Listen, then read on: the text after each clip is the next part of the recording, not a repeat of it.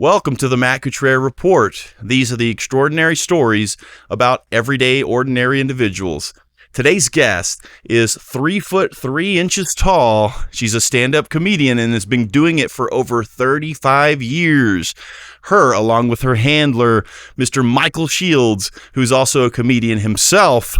Ladies and gentlemen, Miss Tanyalee Davis.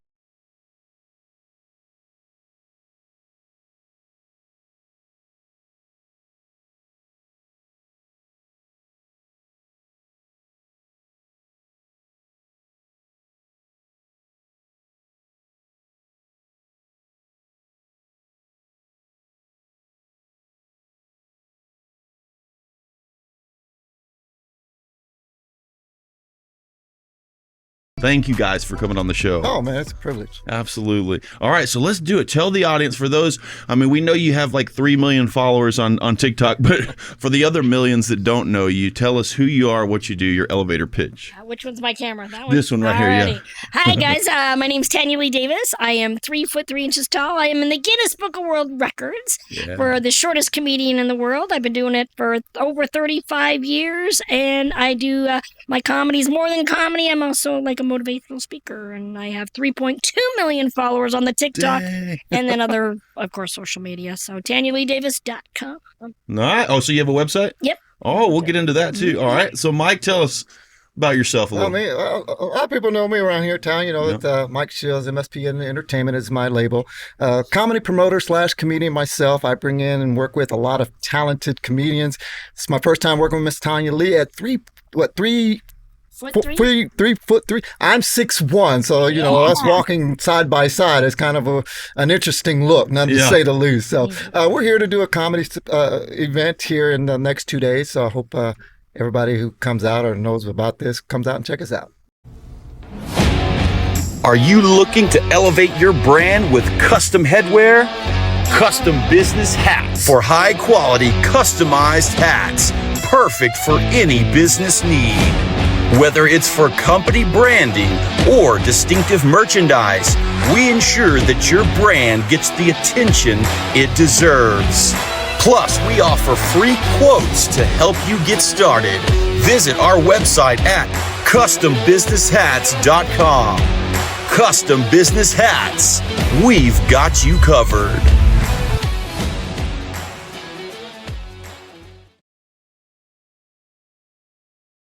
Hey guys, pardon the interruption, but if you wouldn't mind hitting that subscribe button to show your support, we'd be very appreciative. Now back to the episode.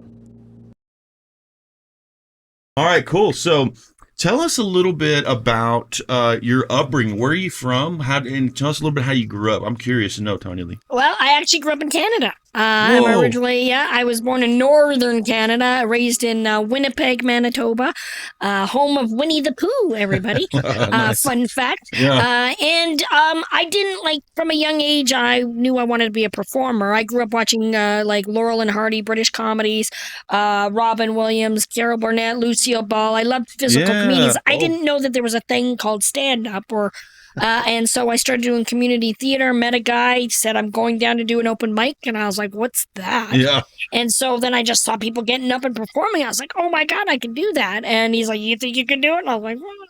And so January 23rd, 1990, gave it a shot. And how old were you? I was 19 at the time. You were? Did you prepare something? Well, it's weird growing up because I was bullied. Surprise. I used my sense of humor as sort of comeback. So it was weird growing up. There was things in my mind I thought, oh, that'll come in handy one day. And just, foreshadowing that I'd be talking about it on stage many years later. So, my first opening line was, so back in the day, I was a little bit more agile. And so I used to stand on a chair. Yeah. So I'd get my introduction. I could get up on stage, get up under the chair, stand, lean against the back of the chair, turn to the audience. And you could physically hear people going like, we weren't expecting this, right? Yeah. And then, but I get up there and go, did you guys know there was a midget here? I know. I walked in and people were like, oh my God, look, there's a midget. I'm like, where? And so that was, that really disarmed the audience. Absolutely. And so that I got a big laugh, and then I was like, all right, I'm hooked. And, and I moved up very quickly. But with Canada, we, especially in the early 90s, being a female comedian, and then also just, not a lot of comedy clubs. So just having to drive for, 12 to 16 hours to make a very minimal amount of money. That's right. Your options were very limited. So that's why there's a lot of amazing comedians that come out of Canada. Yeah. Because you have to love what you do Wow, to be able I bet. to stand the test of time of the commitment of literally driving in for That's hours right, to yeah. get stage time. So. So when you were in Canada doing that and you're just kind of honing your craft, when did you move to the States and why? Was it to pursue more opportunities or? So I moved from Manitoba, Winnipeg, to Calgary, Alberta, and then I moved to Vancouver, British Columbia, which was back in the day considered North Hollywood. So a lot of things were being filmed up there. So I thought maybe I could break into the acting business up there. So I was on an episode of the X-Files. Nice. I did a couple of music videos of bands I can't totally remember. Just extra stuff like that. But I met a gal that was also doing comedy, and she wanted to be a screenwriter, and I, wanted to break more into the acting. So we were like, how about we support each other and we go down to Los Angeles together? So we, we're like Thelma and Louise. We crossed the border. This was, in the mid to late 90s. Okay. So the security at the border wasn't as, it was a pre 9/11. Right. So, we crossed the border from Canada to the U.S. at like a border crossing in the middle of, like in the middle of nowhere. The guy was sitting there reading a newspaper basically. And we pulled up, we got the microwave and a cat, and our car just piled up. And he's like, what are you girls doing? We're like, we're just going to play bingo. Because a lot of Canadians go across the border. And he's like, oh, lifts his paper. Okay, go ahead. Didn't care, but we were, And we moved to LA. She ended up getting an apartment, and I kind of popped in and out and started going up at the Comedy Store, and I got passed by Mitzi Shore at the Comedy Store. So I got my name and my picture on the world famous. To be passed by Mitzi Shore, is and I was only in LA for probably about 6 to 8 months or something. Okay. Yeah. And so that's like a major rite of passage to be able to have gotten passed and then to have my name on the wall, which is awesome. And so that's how it all kind of took off. Very nice. All right, guys. So remember tonight, nachos, 8 p.m. You said? Show starts. It'll probably start about 8 o'clock. I think we're opening the doors about 7. So give everybody a chance to get out there. So perfect. Yeah. So all right, you're gonna have to tune in to catch the rest, guys. But we'll see you tonight at nachos. Cool. All right, that's good on that one. Thank you. All right, so man, that's fascinating. So you're hanging a little tired there. Poor Gary. So, Mike, for those who don't know, just tell us a little, because I think your backstory is fascinating too. Tell us a little bit about how you got into comedy and kind of your journey. Oh, wow. Yeah, I like calling it my origin story. Yeah. It was so funny because I never thought in a million years that comedy would be something I would get into. And I used to work for Southwest Airlines, and I would work for them for almost 12 years. And even before that, I worked for another airline. So at that time, after I got out of the service, I was in the Navy. What I thought I wanted to do, because I was in the airman field, was to be around planes all the time. Yeah. So after I fulfilled that dream, I said, well, what am I going to do now? So I went back home and I thought about it. I said, I'm going to be a bartender.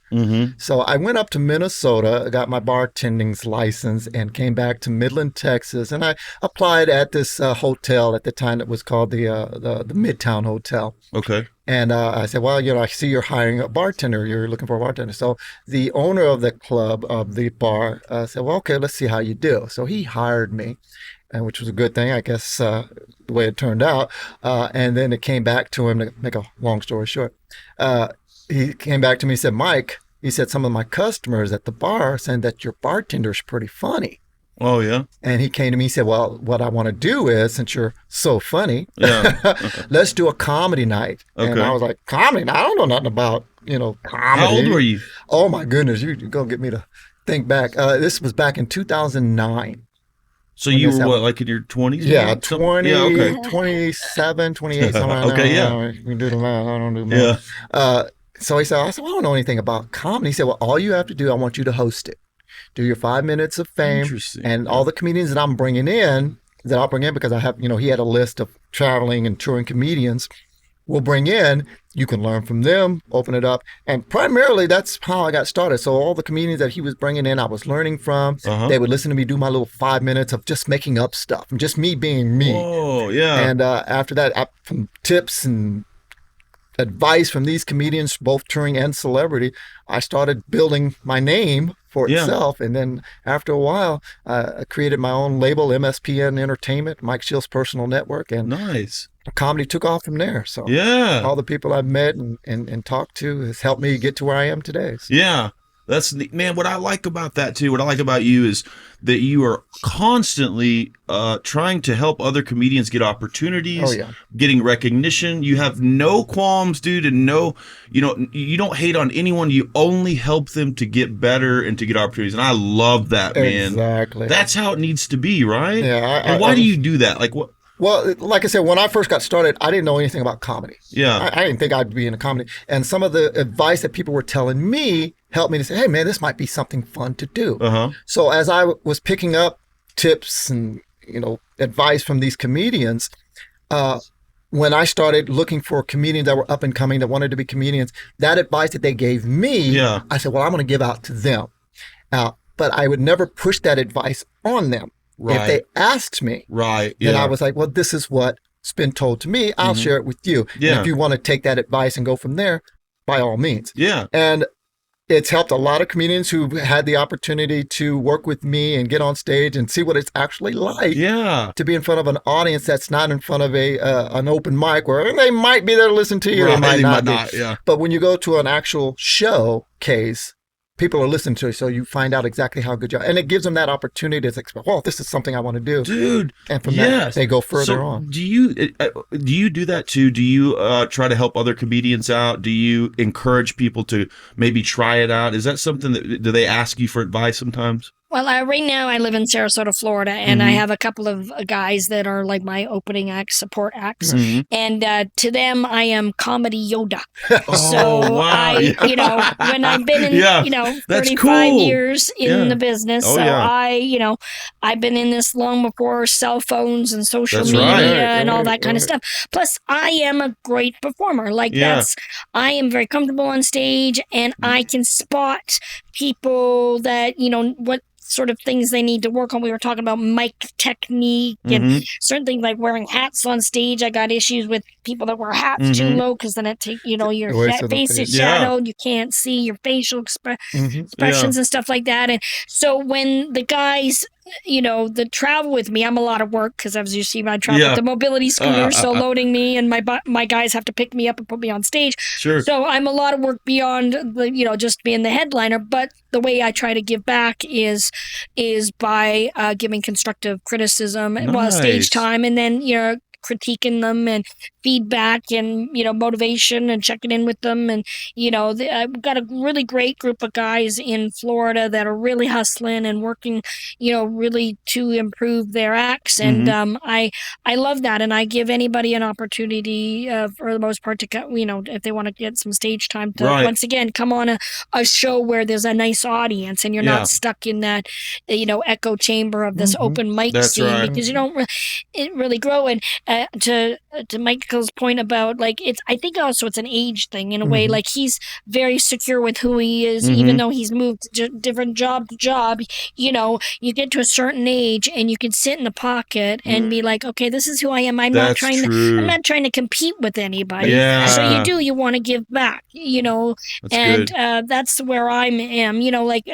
I've been doing this a long time, but a lot of people have no idea who I am, despite even having a huge social media profile. Because people follow me on TikTok for many reasons, and I have no idea that I even do stand-up comedy. I don't make a lot of money on social media. This is my job, and this is the only way I pay my bills.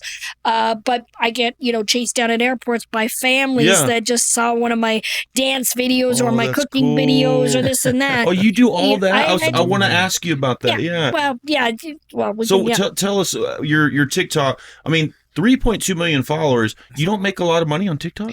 Well, okay. So when It I seems like first you would. started, yeah, it's crazy. So when the lockdown first happened, my husband and I, then fiance, were living in England, and living over there is very difficult when there's not a global pandemic. And then to be told you have to be locked in and only allowed out 1 hour for shopping and 1 hour for exercise, it was like, Can you imagine? and people were ratting out their neighbors and stuff like that. So it was Yeah. it was a lot. So I knew, since I couldn't perform, that I was mentally going to go squirrely.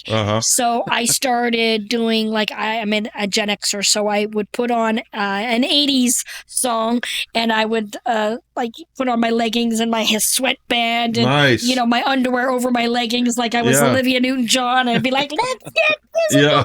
And I would do one 80s dance song a day, just for me, like, to get my exercise, but also just to be entertaining and goofy.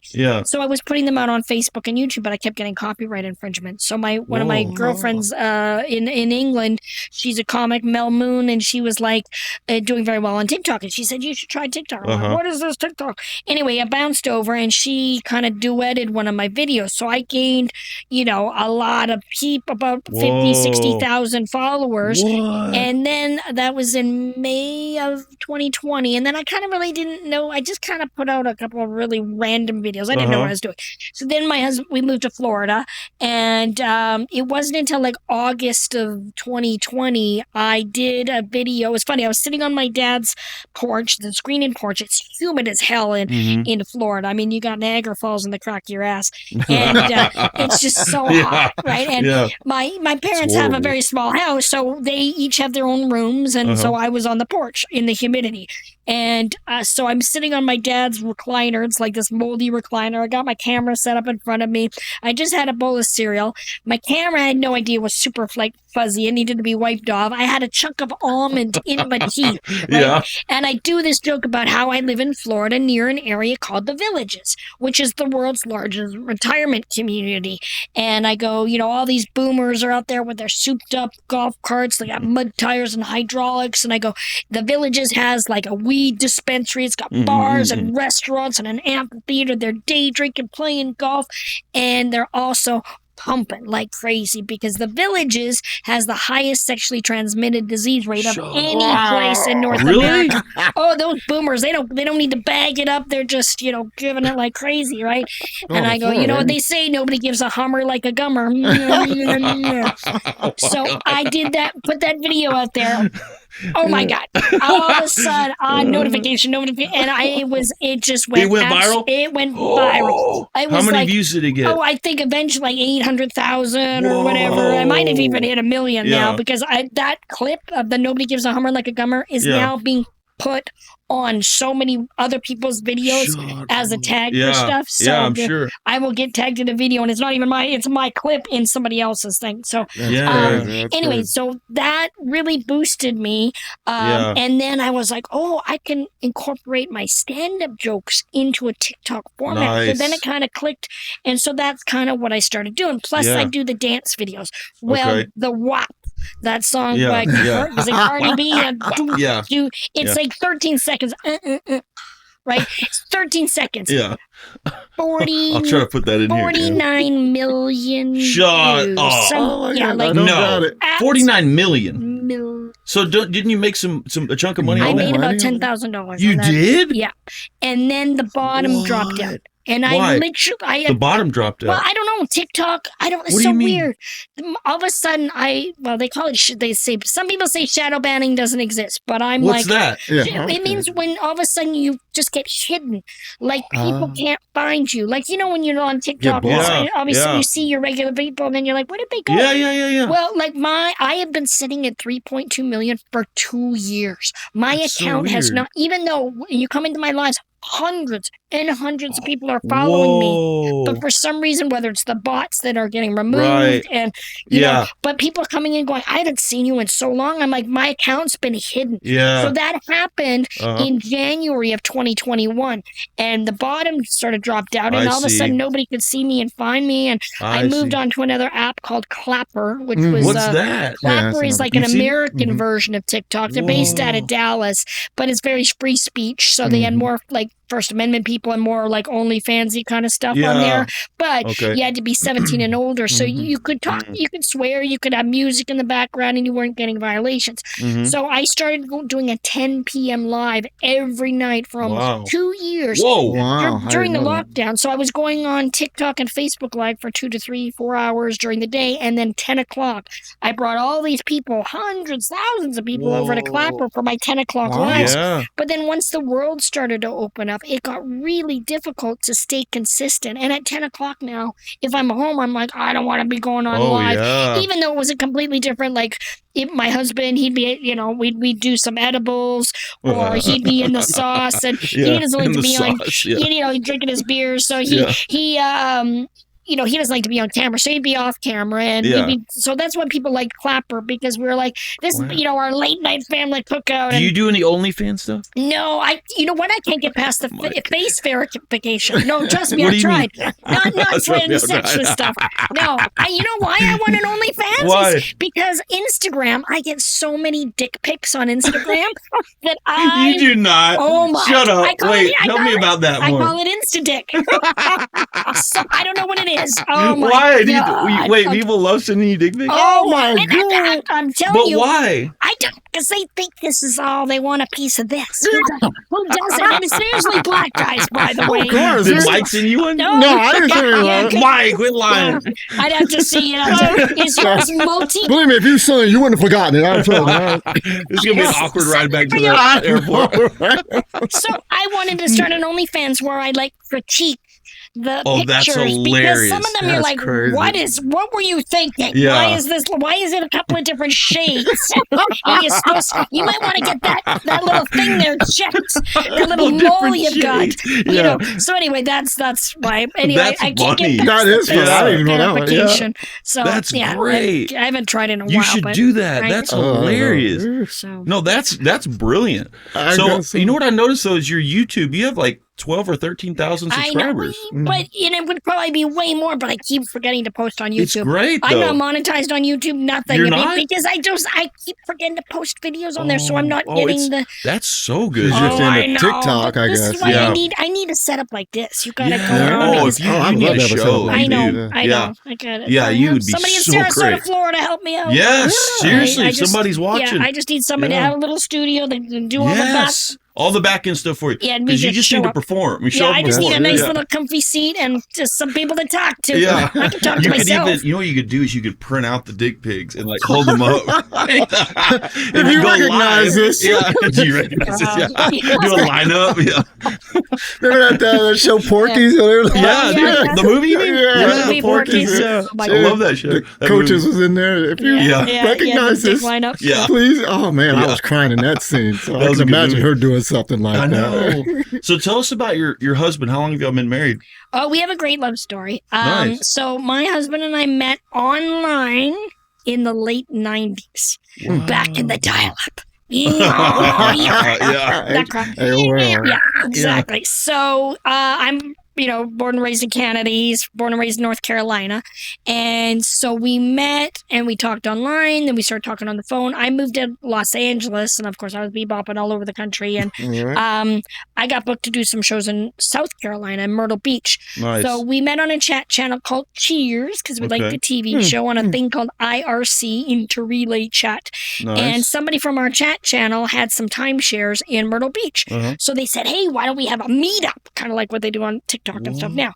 So there was 2 timeshares. About 20-some people came out. And Kevin and his best friend drove down from North Carolina to South Carolina. Of course, been talking on the phone, talking online. And But it was like 20 people met up? yeah, but 20 of Okay. us, yeah. And Kevin and I, of course, then we saw each other in person, and he was just as cute as the pictures. So it was long like Donkey Kong. Really? And Did y'all immediately like... oh yeah, we were in a hot tub, naked, or a y'all were in bathtub. a Oh hot yeah, tub. we were all in that shit. So it was good. Anyway. Did y'all... How long after y'all met did y'all get married? Well, okay, hold on. So I'm not Yeah, I even wanna in the bit. get- We're just yeah. at the tip of the Okay. iceberg, my friend. Yeah. So we were together for about a year and a half. So Okay. I, was kind of just getting into the U.S. scene. He was a single dad to a 2-year-old, and his baby mama just went, I don't want to be a mom. here he is. She moved 16 miles down the road, never saw her son again. Whoa. So Kevin was the only single father in his little small town, and he stepped up. I just fell in love with the relationship that he had with his son. I'd never seen anybody so dedicated to another human being and just physically sacrificing his being for his son, and I wanted to be part of that. Cool. And so I was willing to give up everything to be a mom and a wife, and Kevin, had seen me on stage. He's like, "You're amazing. You can't be stuck in a small town in North Carolina. Like, you've got bigger things to do." So he kind of kicked me to the curb. So we went our separate ways. And that's when I started, performing in LA more, got passed to the Comedy Store, and met my Marty, who was a guy that I started dating, and then we got married. Mostly for my green card initially. But, where was he from? South America, you said? No, we met in California. And Marty's originally from Kansas. And so Marty and I got married in July of 1998. Marty and I got married, and we were married for 13 years. And he was a lovely man. He's passed away. But we got divorced in 2011, and I just kind of, at that point, we were living in Las Vegas, and I just needed to kind of regroup. So I didn't live anywhere. I bounced from Vegas to Canada, where my mom was living, and then I was traveling. I started touring overseas in 2005. So a lot of the year, 6 times a year, I was going overseas. So then I was in England, and Kevin messaged me on Facebook, the guy that I met initially, and we started talking, and we were both single, and he was like, "Do you think we should give this a shot?" And I was like, "I've always loved him." And it was funny because when I was married to my first husband, Marty, he had 2 teenage kids. He was 17 years older than me, so he was a big age difference. But at the time, I was in my 20s, and it just made sense. I have no regrets, and it was Marty was a lovely guy and treated me very well. And But Marty couldn't have children. He knew me being young, and I, despite the dwarfism, could have had kids. Practiced a lot. And Marty's like, fix. So if you want to have kids, and I was like, don't worry, I've got a guy. Because Kevin, I was like, I fell in love with his son. He makes beautiful children. I was like, if I'm going to have kids, that's who you want to have kids with. But anyway, that didn't pan out. But cut to many years later, should we give this a go? So I changed my plane ticket and went from the UK to North Carolina November 5th, which is his birthday, and that we have been back together since 2012. So we're coming up on 13 years, and we got married in 2021 because when I got on TikTok, I was doing my lives on the porch, and I would take a break. Meantime, my husband was at the lake, which I could see, through the trees at my dad's place. We went from the lockdown into the countryside where I sat on the porch, listening to nature, going onto the lake. So I really got my anxiety and my mental health. That must have been nice. It was so great. Wow. And that's the best thing you can do for your mental health. It is, right. Especially I since agree with you. Yeah. if anybody ever wants to go down a rabbit hole, Google Tanyalee Davis and trains in the UK. In trains? Trains, because I have a mobility scooter, which is not considered a wheelchair. So I got abused and bullied and just nonstop in the UK for the 4 years that I lived there, and anytime I go back. I'm not. How come? Well, one of the biggest things was I got forcibly removed out of a wheelchair space on a train to accommodate a woman with a baby stroller who did not want to pick up her child and collapse a chair. So the guard sided with her, made me move my scooter out into the vestibule, which is between the 2 trains where the toilets are. But there was I was either blocking the toilet or blocking a door for the train. So I wasn't allowed to sit on my scooter, so I would have to go sit in a seat. Anytime we came to a station, I'd have to get up, move my scooter out of the way. But meantime, before that part, my husband, when I was getting removed, I was kicking off. I gave my husband my camera, he's a terrible photographer, but he filmed me and the guard making me move. And we kicked up so much of a stink that the guard stopped the train, announced to everybody on the train that we are being inevitably delayed because the lady in the mobility scooter is causing problems. And I was videotaping him threatening to put it on the internet, which I did. The next day, my husband and I were leaving to go to Amsterdam for a little getaway. I love Amsterdam. So when we got home after that incident, it took hours for us to get on the train. It was an absolute nightmare. I was so emotionally beat down that I took and I never done this before, I took my iPad into our bedroom and I just thought I would talk, like do a video diary and talk about the incident. And I started breaking down and just as raw and vulnerable as I was in the moment. And I put it out online. The next day we flew to Amsterdam. Well, all of a sudden my phone starts blowing up and every news channel in the UK jumped on board. So I spent, instead of being, having space cakes in Amsterdam and getting high off my tits, I'm sitting there watching my husband get high off his tits on the sidewalk while I'm sitting there with a You let him do that in Amsterdam? Oh, hell yeah. Shut up. Oh, I want to hear about that in a minute. I know, but you let him? I have some Amsterdam stories. Wait, you let him be with a prostitute or No, space cakes. I thought you said something about tits though. He was off his tits. He was off his tits. Yeah, I thought you said the same thing. You want to be on a pair of tits. No, if he was going to let him do that, I'd at least want to be there to watch. But, would you really? Right now he can totally have a stunt vagina. I am menopausal. I am all about it. Vagina. If anybody wants to come to you got to come to my house. You got to clean, but feel free, jump on board. Wow. Oh yeah, no, right? You get to a certain age, him and I are locked in. Like, really? I know he's not going to cheat on me, but I'll bring somebody to him and let him that's cool. ride him like I don't know, like a bull. I don't care. He needs it. No, it's good. I know men need that, and right now I don't give a shit. I'm just like. I'm so dry down there. It's hard to be in this climate right now because it's just I'm already got a dry hoof. Well, can I ask you something? Now, I feel like you probably don't get too offended too often. No, but so whenever you and your husband, have sex or whatever, how does that work? Like, do you do? Well, there's a boy part and a girl. Where are your parents? We need to have mom, dad. Yeah, that's my dad. No, but you know what I mean. Like, do y'all prefer one position over the other, or is it wild? Like, just anything goes? Well, back in the day, you could flip me around and all that kind of shit. But back now, I'm not going to tell my midget jokes that I had. I'm definitely not going to tell it now. Oh, dang. We are so, now we're both like arthritis and can't move. Yeah. But anyway, so it's deceptive because even though I am very short, from ass to shoulders, I'm average. Exactly. Height. Okay, yeah. So laying down, we're eye to eye, but my feet are in a very good position. So, I give a good foot job, is what I'm saying. Yes. I gotta make sure my toenails are clipped. Right. Slice a foreskin. This is so great. Yeah. So, anyway, so. Okay, cool. But now, like I said, if anybody wants to come over and ride my husband, by all means. You heard it. Yeah. I might give him a call. He's totally on board with that. And so what does he do now? Is he retired or is he? Well, he's jacked up. He's more jacked up. And Michael has realized in the last 24 hours, I'm a lot of work. And my husband blew out both of his shoulders a couple of years ago. We didn't have insurance for almost a year and a half. And so he was on tour with me, lifting my scooter in and out and me up and down. Yeah. And plus he did tile work and construction and hard labor jobs. So his knees were already shot. Oh, yeah. And he had surgery on his back in 2021. So he's been a hot mess, but he's the kind of guy that just perseveres. But now it got to a point where he's done.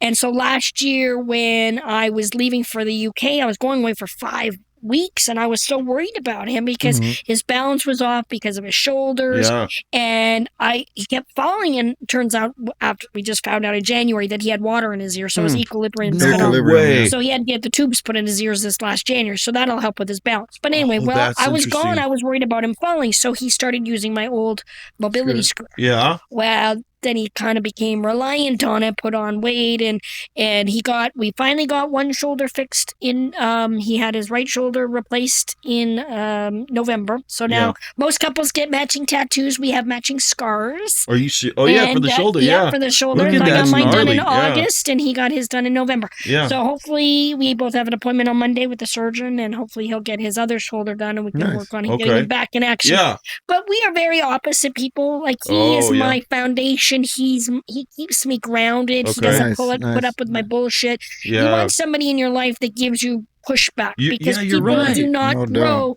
Man, you're so right about that. To them all the time. Yep. That's like with as promoters and or older comedians that are imparting wisdom. It's like take it on board or don't. I lost the track of what I was going to say there. This is the menopause brain. No, that's here. okay. Yeah. What was my point there when you were like, that's right? But because this is how my girlfriend is. She's almost the exact opposite as I am. And she pushes me in certain ways. And it's kind of like, y'all, she's real like, for instance, she's always talking about the saying, show me who you surround yourself with, and that's who you're going to become. So I'm the type of person who I'm always giving everybody a chance. I'm not judgmental, but it bites me in the ass every time because somebody ends up screwing me over because I saw the best in them. Anyway, so that's what you were talking about. Y'all are kind of opposites. Yep. So he's like a country boy. I've always liked to live in the city because of my mobility and stuff like that. So he keeps me grounded, and he doesn't like social media or the Hollywood. Like hanging out with comedians is his worst nightmare because he used to hang in the UK. He'd come with me to shows and he'd be sitting in green rooms, and it's just comedians trying to talk over each other or compete for attention. He's the kind of guy, if I took him to any social event, he'd just sit there in the corner and watch the dynamics, and then I'd go and talk to him, and he could read everybody in the room. It's the silent, quiet types. You gotta, but our relationship gets kind of raked over the coals online because people are like, well, why isn't your husband doing that? I'm like, I have a tattoo on my forearm called Unstoppable Me. That's my mantra. If my husband did everything for me, I wouldn't be an unstoppable me. And that's our relationship. If, despite him being as broken down as he is, if I need him to do something, my husband is there. And he's got my back. Sounds like it works well for you. It is. And we're a hot mess on paper, but he is my rock. And, with him kind of being down, I'm like, he's not a traveling kind of person. So I'm going to keep on doing what I do. Exactly. And, he's there to support me and give me the pep talks. And that's what amazes me from all the traveling that she's telling me that she has done. She does it by herself. I've worked with a few people, and they always say, oh, can my handler come? And so when I first started talking to her agent, he said, well, we'll need somebody to, he was giving me the instruction on what's necessary. I said, oh, but she doesn't have anybody that's coming with. She said, oh, no, she travels by herself. As long as you can do this for her, she's fine. And I'm like, wow, that's crazy. And I've worked with some, I don't know what's the correct way of saying it, dwarves, little people. So I say midget, but of course that just... But sometimes that's kind of offensive. Dwarf is the appropriate for you average civilian types. So you don't get shit. But, like Brad Williams and I both have no problem saying the word midget. But like you mentioned earlier about being offended is a choice. That is true. I do not exhaust that much energy into what strangers think or say about me. I do not let strangers dictate my emotional well-being. And so I'm a much happier person. And that's what I preach online. That's the Unstoppable Me message. So, cool. That's what my show is more than a comedy show. It's educational. Talk about that. But just before you do, I wanted to ask you something, Mike, that Tanyalee said. She said she was talking about her husband sitting in a green room and comedians are talking over each other, competing for attention. You're around comedians a lot. Do you ever experience that where, they're all kind of competing for the attention of the spot or whatever it is? And how do you deal with that if you do? A lot of times, with those that I've worked with, I haven't seen a lot of that. I remember I was working with Steve-O one time, and we had some other local comedians that was in there, and we were in the green room, and they're just talking over themselves, and Steve-O is just sitting back watching them, and these aren't celebrity comedians, they're touring comedians, and he's watching, and he looks at me and he said, Mike, do they know I'm the star here? Oh, are you serious? He said they're just going at it like I'm not even here. So I don't see it a lot. But especially if you're in the green room, who's gonna listen to you? Exactly. Who you performing for? But working with a lot of celebrities. And the only other one that I think is humble and laid back to where if he's in the green room, he's just resting. Is Michael Winslow? Oh, he's really? He doesn't perform. He doesn't make the sounds. And you're in the green room hanging around. He talks to you like a normal voice. He doesn't do his sounds. Stuff like that. So until he goes on stage all the time. Exactly. Right, He only performs when he's on stage. But when he's in the green room, if you're in there, he's listening to you more or less than he's trying to get you to listen to him. For sure. So. But you don't mind. You're not one to care if somebody's trying to do that, even if it's like in a public place. Like you wouldn't, get your feelings hurt or something like that. No, not me personally, because I'm in the game where I'm coming up, right? And I'm learning and I'm listening as I'm coming up. So it's in my viewpoint about it is if they're at a level that's above me, who am I to say, hey man, chill out. What are you doing? You're embarrassing me, kind of thing. You're embarrassing yourself if you're going all out in public, acting crazy. Well, I get it. You're a comedian, but I never intervene when I don't have to. Yeah, that's cool. Yeah. So Tanyalee, tell us a little bit about, because as a motivational speaker, do you use your comedy with that? Does it go together, or is it completely different? So this January of 2025 was my 35th year in comedy anniversary, and my act is so different than it was in 2020. Oh. Just 5 years ago. Maybe even 2021. Why? Because of TikTok and social media. That's what I was about to say. So if you go and look at any of my sets with my red hair, it was like club sets, and I was more, it was more sexual kind of stuff and using innuendo and all that kind of more, like a little bit more dirty. Then I started talking on TikTok, and my husband, like, people were asking me questions about my life. So I would just talk and tell stories, and everybody, for the first part, people were like, what are your struggles? What are your challenges? What can't you do? And I was like, why do we want to talk about what I can't do? I've done this. Exactly.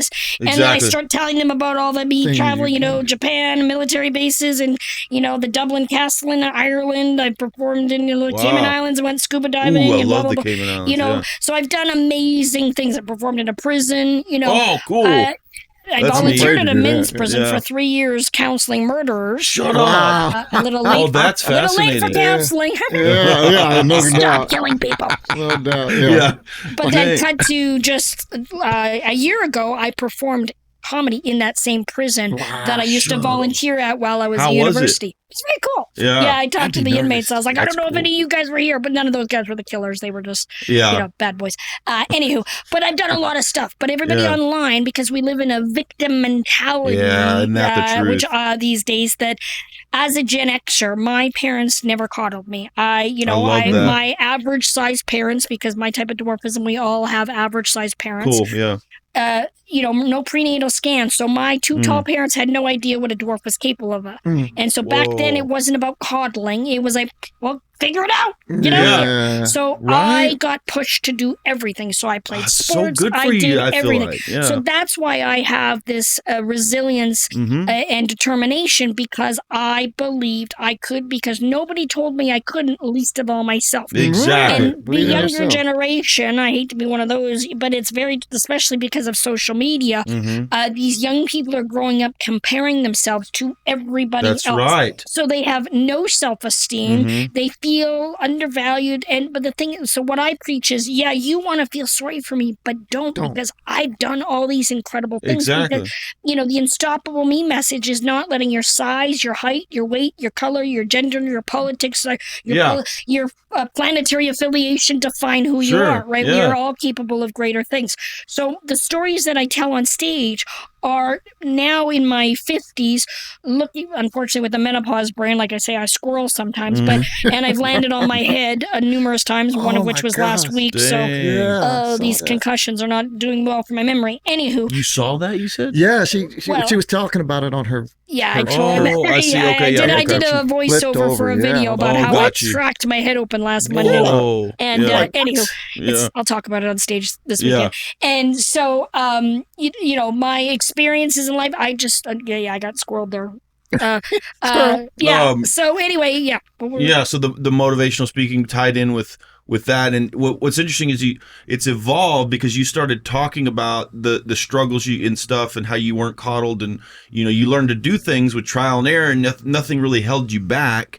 And so talk about how your comedy evolved because of that, because people started finding interest in that. So then for me it clicked. Heaven's like, you need to do what you do on TikTok on stage. Yes. And so but it takes a certain level of confidence to be a storyteller, because as comedians, it's all about, back in the day that people have graphs, you're getting so many laps per minute, and you're like, did they really? Oh my God, LPM. So you need laps per minute, and it's like fascinating. I had a comedian. It was in Portland. He was like a piano act. He was headlining.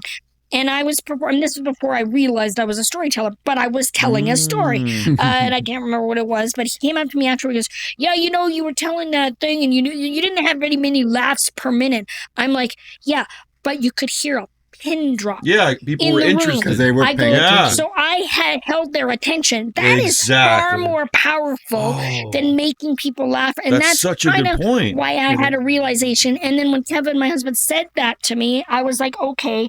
So then I started threading stuff in. Ooh, I love that. People would come up to me going, that was so cool because I really learned a lot. Yeah. And also you made me realize that I'm the one holding myself back. That sounds good. And I'm like, I love that. Yeah. And so that's why right now at 35 years in and at 54 years old, I am in the pocket. I believe that right now I am the best of me. And if something blows up, great, because I know, because a lot of people, younger comedians, they get the fame and then they implode, they get become alcoholics and they can't handle all that. I get trolled a lot online, but I've been bullied to my face. So that, I handled that. This being bullied online, piece of cake for me. Because all I think about it is it's just engagement. That's all. Right. The algorithm doesn't know if it's a good comment or a bad comment. So if you want to troll me, you don't think I'm funny, that's fine. I got receipts, my name and pictures on the world famous comic. You can't tear me down if you never built me up. I love that. That's my attitude on social media. So I don't care if people don't like me or they want to talk shit about me. I'm totally fine with that because I am good at what I do. Exactly. And if I get some extra level of exposure that gives me a bit more fame, that would take some pressure off me as far as getting bums and seats and not maybe I have to put as much grind as I'm doing as my body's shutting down. But at the end of the day, we were talking in the vehicle on the way here that if you get to a certain level of fame and notoriety, you don't come to San Angelo or Monahans, Texas, because you're performing in the bigger cities. Unless Mike Shields bring you. Yes. Well, I mean, but certainly like Brad Williams, kind of thing. Whereas he's doing massive theaters. Good on him. But I love the experience of coming to the middle of nowhere places. And my career has been full of in the middle of nowhere places. They're the best audiences. They appreciate it. They buy merch. They really get on board. So, I love, especially like I said with my show right now, I love coming to smaller places, markets, and working with great people and seeing new comedians and new markets for me. So I'm living in the moment. I'm which everybody needs to do, and just enjoying life and riding this out as long as I can. Interesting. So what do y'all think of this idea? So this is where I feel like things could start evolving toward with comedy. So I think of two examples. One is a little older example. One is a contemporary example. So Dane Cook was one of the first people to really utilize social media. Facebook, Yeah, so he was on MySpace, and he literally would message people individually and say, "Hey, Stacy, hey, Jonathan," and use their name. "Thanks for coming out to my show tonight. Here's a link for some more of my comedy." They would, back then, somebody sent you a link, you would click on it for sure. And they would click on it. Yeah. He built this following manually. Yes. And so he blew up like that. And whatever you think of him, it doesn't matter. He's more physical, but now he's actually more of a joke writer. But anyway, a contemporary example of that is Matt Rife. And he utilized social media, but his is more based on crowd work. Exactly. That's what he does. It's never the same show. Yeah. So it's really good. But I feel like what's going to happen, so I think social media, I'm pretty sure it's not going anywhere, but I think what's going to happen is there are going to be certain comedians who start innovating a little bit. And what I think could come, and I want to know if you guys are interested in maybe doing something like this, is imagine SNL in a very condensed version with just one comedian and maybe a couple other people that they have, and they do a little bit of sketch comedy, 2 to 3 minutes of sketch comedy, and they produce like weekly episodes or something like that. Cool. Is that something that y'all would ever be interested in innovating in a way like that with your comedy? That would be very interesting to do something new like that. Of course, you need coaches and some research and making sure that if you're going to do something like that you've never done before, that you do it right to where it's going to capture your audience's attention. So that would be, and it'd be a new branch of what you're normally used to doing. That somebody was like, man, look what he's doing now. That's different. That's new. So, which is kind of like, I was telling her about my City versus City comedy. It's something different that I'm trying. I'm bringing comedians in together that are from different cities, but it's not a roast battle. Right. You're not coming up and you're going to talk about this guy. You're going to talk about you. Yeah. It's an idea where different cities compete their comedy against their comedy and let the audience decide. Yeah. Let the judges decide. They That's were good. good. They were funny. Yeah. So it's kind of like that. Something I've never done before. Yeah. It's something new. I had to do a little research on it, try to get a little background on how to go about doing it. The prizes, the setup, the travel, all that kind of stuff. What cities are involved right now with that? Oh, Go ahead my and talk goodness, about it that a is little so cool. I've got 2 teams from El Paso. I've got a team down in Corpus. I got a team in San Antonio. Wow. I've got 2 teams in Big Spring. Or 2 teams in San Angelo. Okay. 1 team in Big Springs, 1 team in Midland. Wow, dude. Yeah. 1 team in Lubbock, but there might be a second team. So with the interest that I put out there for the first time, I was It's like, incredible. wow, it was. And it was the idea, the concept. It's never been done. It's never been done. That, dude. See, I like that. It's innovative. Yeah, it's never been done. Cool. And the response that I got initially, people thought, I want to be a part of that. I want to be a part of it. It's kind of like a festival, but it's a competition, but it's not a roast battle. So don't think you're coming in and talking Where's about it going to be held at? Now, my first one is here in San Angelo at the Brooks and Bates Theater, May the 10th. It's got Lubbock versus the San Angelo team, one of the San Angelo teams. Okay. And the way I'm trying to set these competitions up is at different cities. I've got the Upstage Comedy Lounge, August the 1st. I've got Abilene, May the 31st. Midland, May 24th. Okay. And there's I'm trying to get El Paso at the Comedy Club. I'm going to talk to him next Thursday. And the teams that are from those cities, I'm trying to make them the home team. Okay. So they get to perform in front of their own crowd. That way they bring in an audience. It helps that bring makes in an sense. Audience. Yeah. And, it helps determine, like I say, it gives them the home feel of that. But if you're going up against, 2 teams in Dallas too, I forgot. Nice. She got mad at me the other day. I forgot to mention Dallas. So Yeah. I wanted to make sure if she's watching. I got you, Kim. I got you. Nice. That also are in it. Yeah. And with the home team coming in, they really have to bring it because they're going to home team. So who's ever I match them up against, I'm going to have to really bring it to beat the home team. Yeah, so like, the NBA or your home team, you always got a home team. So, yeah, for sure. The idea with me and Chris Crawford, of course, was my idea, and I bring Chris with me because he likes to come with me. So we're building it. So cool, dude. Yeah, that's like you said, something new, something out of the ordinary that people aren't used to seeing you do would be something that is always interesting. What else can I do? That's right. What else can I add? So yeah, what do you think, Tanyalee? Is that something you would want to do, or because you seem like you're already innovating in a way with using your motivational stuff with your comedy. So what do you think? Yeah, well, I'm from when I'm not in the know. However, I do have some friends that are in the know. Mm-hmm. And one of my friends who has won 2 Emmy Awards for post-production stuff, he went to some sort of conference thingy, and YouTube apparently is going to be where it's at as far as YouTube is now going to become a production company.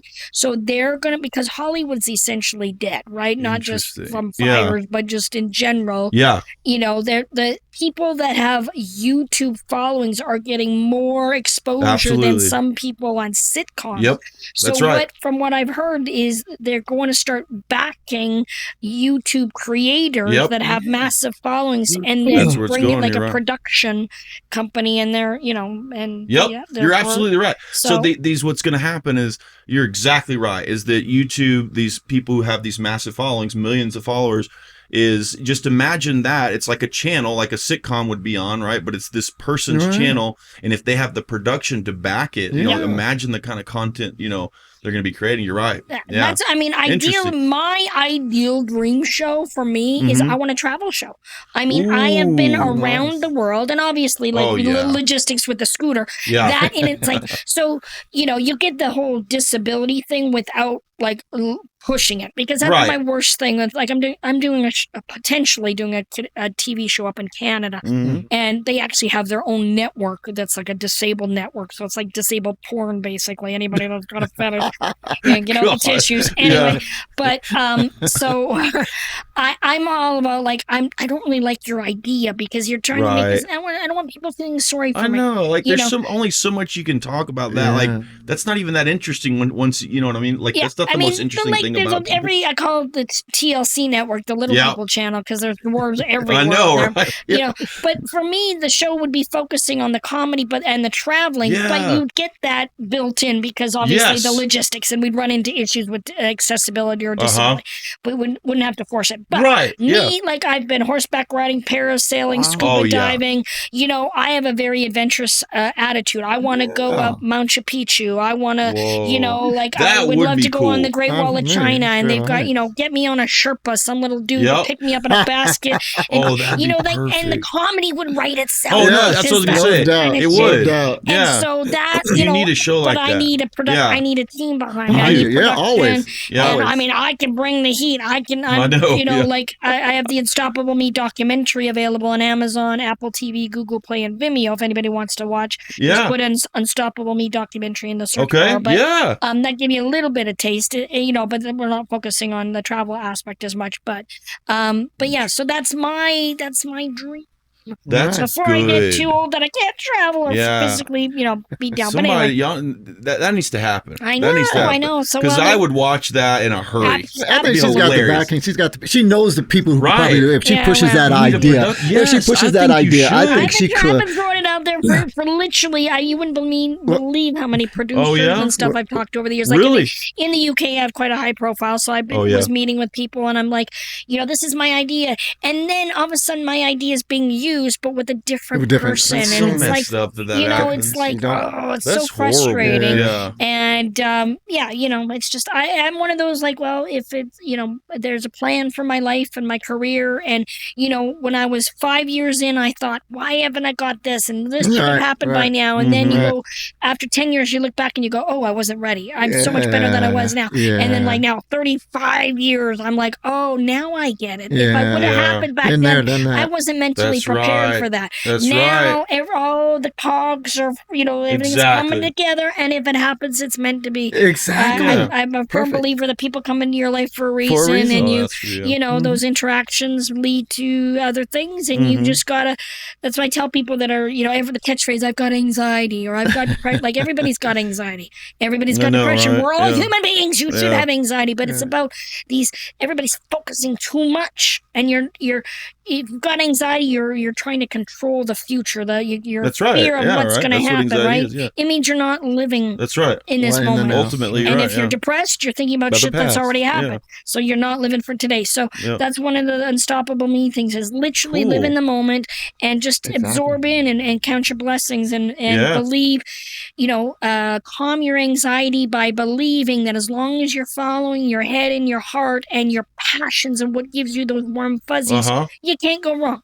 There's a plan, and it may not take you the route that you initially planned, but wow, things are the craziest stuff that can happen along that journey. Now you know she's a motivational speaker. No, this is it's spot on. I'm living proof. You don't have to think like I said, tell the kids, you don't have to think I'm funny, but the Unstoppable Me message is for everybody. And for the trolls that are trolling me online, you need the Unstoppable Me message more than anybody, because if you're happy with yourself, you want other people to be happy. Yeah, exactly. And that's where I am with my life, is I really want to give back, and I believe that this is my purpose, and my entire life all makes sense now to me, and how everything played out, and so this is my way of giving back. I love it.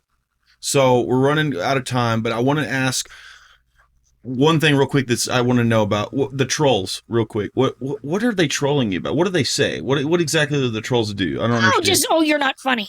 Okay. Oh, okay. You know, that kind of stuff. Or just hateful stuff. Yeah. Or it's mostly that kind of thing. You know, it's just really stupid thing. Or you should be embarrassed. You're too old for this kind of stuff. I'm like, I'm 54 years old. I've got 3.2 million followers. I'm sorry with your 1,000 followers. So you can't keep up with your upset with me. And her dump truck. You know, that kind of, what the people that follow me when come into my live and I get trolled, they love my response to the trolls, because I troll them back. I have to be careful, because I keep getting reported. That's the problem with TikTok. You have new recourse. I will get trolled, and my husband in the background will go, "Oh, you asshole," and he'll block them, and then I will get banned for bullying and harassment. Because we called somebody a name, yet they were being mean to me. And because it's all AI shit, if they feel, then the ban stays, and you're only allowed so many bans before your account gets taken down. So I've been at risk many times.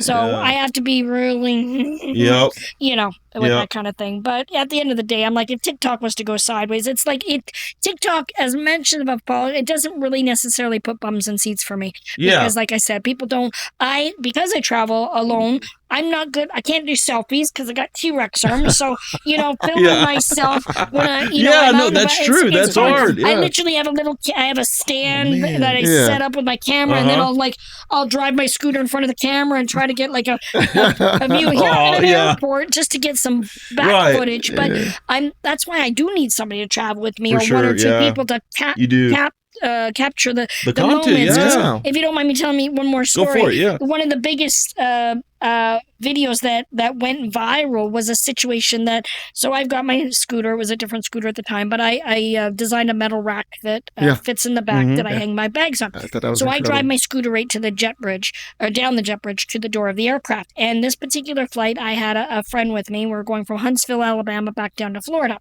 And I got on my scooter, Patsy grabbed the bags, we walked on board, and this gray step stool is always under my feet. I carry that with me wherever I go, because that step stool is the right height for me to step onto. Anything higher than that, I can't. Gotcha. So to get on toilets, to get up to chairs, that's the stool. So I'm always got that cane in one hand, step stool. Walk on board, hi to the flight attendants. We sit down, get my step stool up under the seat, kick the step stool underneath the seat in front of me, talking to Patsy. The flight attendant comes over. She goes, "Excuse me, ma'am, is your seat FAA approved?" And I was like, FAA, Federal Aviation Authority. I was like, my seat. I was like, seat in my scooter. Obviously, right? She just saw me get off the scooter. And I'm like, don't worry, the scooter's been all over the world. It's airplane safe. Right. And she looked at me and went, no, is your seat FAA approved? I'm like, I'm on an airplane seat, so I hope it's FAA approved. Y'all put it here. Not quite sure why you're asking me, And then she looked at me like I'm the asshole, and I was like, and then she goes, "No, the seat you're sitting on." Well, like I've explained, from ass to shoulders, I'm average height. Yeah, exactly. So sitting next to you guys, we're almost eye to eye, right? So when this woman saw me walking on board, little person, dwarf, right, sizable height difference, we sit down, we're eye to eye. She thought I was sitting on a booster seat. She thought I was sitting on the gray step stool. So when I showed her it was just my fat ass, she was like, and so she had like a meltdown and was like, "I can't compute," right? So I was like, I'm getting ashamed. And I was like, okay, it's happened again, right? Because this has happened before, just in a different situation. So then I was like, hilarious. Patsy, hold the camera. So that's the video. We're on the plane. The audio is terrible. Look up the video, FAA approved. And we are in the moment and we are giggling. It's so infectious because we are literally in the moment. Couldn't have captured it any better. So I explained the situation, and because I'm trying to get it out, and somebody's wrestling a bag of chips behind me, and I'm like, I'm trying to get out my video, people. And put it out there. And, like I said, found the sense of humor in it. And most people got it. But once again, because of social media, people are like, "Oh, she should be reprimanded. She should be fired. How dare she do that?" And I was like, "You're kidding me? This lighten the hell up. I know. You got mental health problems. You need to lighten the hell up. A sense of humor is important." People are nuts, and so to close out on that, the reason I obviously have such a great sense of humor, 2 weeks after that incident, I have a tattoo on my left ass cheek that's a stamp that says FAA approved. Do you really? I absolutely do. Oh, that's badass. Yeah, I know you want to see it. It's going to cost you. Can't put that on TV. There we go. That's awesome. There is a video of me getting the tattoo. If you can look, you can Google it. You're going to have to see this show. Oh, Matt, I want to ask you a question. I heard you did a little bit of stand-up there. Dude, I want to talk to you about that. How did that go? I heard you talk about it. Dude, I want to start trying to do it. I was going to talk to you about it. I tell you, come out tonight, and what do you think, Tanyalee? Should we give him a little time? Seriously? Absolutely. I got Chris hosting it. I'll bring you on right after Chris. Let you do a little bit of I would love that. Your special guest stuff and see what you got. Thank you. Yeah, I heard you talking. I think it was Miss Jeanette you was talking to. You did it at a show. I forget which show you was on. It might have been with one of Greg's shows. Yeah. And you did a little bit of time. Yeah. So I said, I want to see. You're having all these comedians and stuff that come on your show, and you talk about stuff that's going on in the comedy world. Right. Let's see what you got. Yeah. Okay. Like I said, I love it, man. Like I said, Thank as you know, I love giving people that opportunity. Yeah. To see, I remember one of the best persons who gave me a little advice, and it was John Witherspoon before he passed away. Oh, yeah. And then he said, well, when people come up and ask you, how do you know you're funny? And John told me, he said, well, the way you find out if you're funny or not is not to perform in front of your family and friends, because they're your supporters. They're gonna laugh at you and bring out. Get in front of an audience you've never been in front of, do your set and see how that goes. That's and good. Even if they don't find you funny, you don't give up on it. Okay. You just write it and deliver it better. Okay. And then that's how you know. You build from that, but man. you'll get that honest opinion from a crowd that you've never been in front of, compared to an audience where you've got family and friends, because they're going to laugh with you anyway.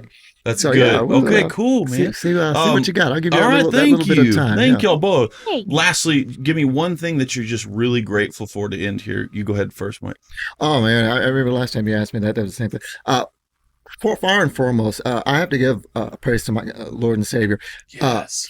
I tell you what, I have never felt so blessed in my life. Yeah. After all the stuff that I have accomplished, all the stuff I've been through, all the followings that I've gotten. Yeah. Without his help. Absolutely. He put me on this road, and even when there was doubters saying, you shouldn't do that. You shouldn't. You don't know.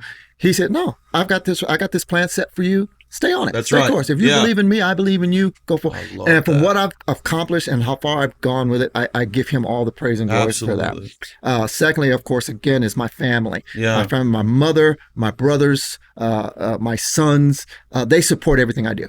They supported. They've been to some of my shows. Mike, you're not bad. They help promote me. My brother up in Minnesota said, Mike, send me some of your business cards. I want to give them to some of these comedy stores out here, which Acme Comedy Store up in Minnesota, which I've been to before. He said, they said they remembered you when you was here for the contest. Mm-hmm. And they said, is he still doing comedy? So he said, well, yeah. So he's giving some of my cards out to those people. Cool. So, yeah. And just the fact that I get up every day and look at life going forward and say, hey, great. I've got another day to see what I can do. That's right, man. I look forward to the day that I'm in, and I don't look forward to tomorrow. I'll let that take care of itself when tomorrow gets here.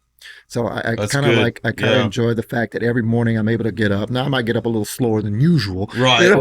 Yeah. But the fact that I can get up and still put my feet on the ground and say, hey, I can stand up again, and go forward. So I give thanks to that. Very cool, dude. Mm-hmm. What do you got, Tanya? What do you my one of my husband's catchphrases is every day you wake up on the right side of the grass is a good day. Ooh, yeah. And so that's sort of been my mantra as well. And I'm not necessarily religious, but I am connected to something. Yeah. The universe. Exactly. Good. And I don't know whether it's aliens or what, but I at times, and maybe it's after smoking some good stuff, but I get this calm feeling and almost like this voice saying it's going to be okay. Just stay the course. Yes. And just believe in what you're doing. And, that, like I said, living in the moment and taking all of this in on a day-to-day basis, and where I'm at with being able to impart wisdom and motivation to other people to live their best life and stop making excuses for what you can't do and focus on what you can do. Amen to that. That's great. Well, thank you both so much. Tanyalee Davis, Michael Shields. Come out and see us tonight. Guys. Come out and see it, guys. At Nachos. We're also in Monahans at the Event Center tomorrow night. If you're in the Monahans, Texas area, come out and see us out there as well. Sounds good. We'll see you later, guys. Take care. Thank you guys for tuning in once again. Really appreciate Miss Tanyalee Davis and Michael Shields for coming on the show. Get out and see Miss Tanyalee if you can, guys. She's going to be doing this comedy circuit in Texas.